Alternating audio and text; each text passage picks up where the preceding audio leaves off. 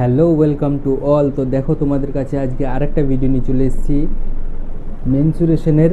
এটা কিন্তু CTET 2022-এর question, কিন্তু এটা 2022 সালে কিন্তু এসেছিল। তো ঠিক আছে, তো এই অঙ্কটা কিভাবে করতে হবে সলভ, তোমরা দেখো সবাই ভিডিওটা। 18 square of side 2 cm each can cover a currency note, how many squares are required to cover 3 such notes.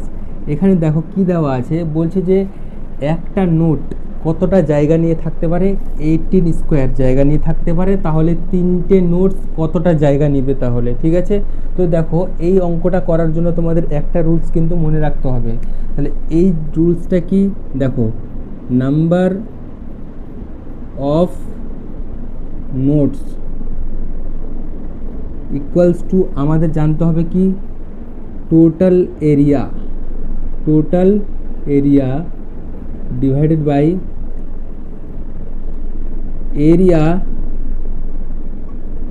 In one note.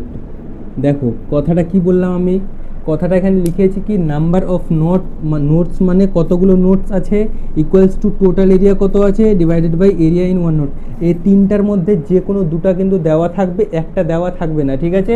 তো দেখো এই অঙ্কের মধ্যে কি দেওয়া আছে, নাম্বার অফ নোটস কত, 3 নাম্বার অফ নোটস আছে। আচ্ছা, টোটাল এরিয়াটা আমাদের দেখো বের করতে হবে, how many squares are required. তা আর কি দেওয়া আছে, area in one note, one নোটের এরিয়া দেওয়া আছে 18।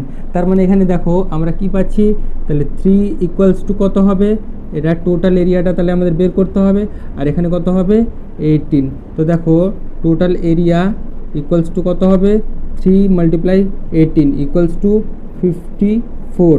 This is the answer. A number option 54 answer হয়েছে। দেখো অঙ্কটা কত সহজ হয়ে গেল।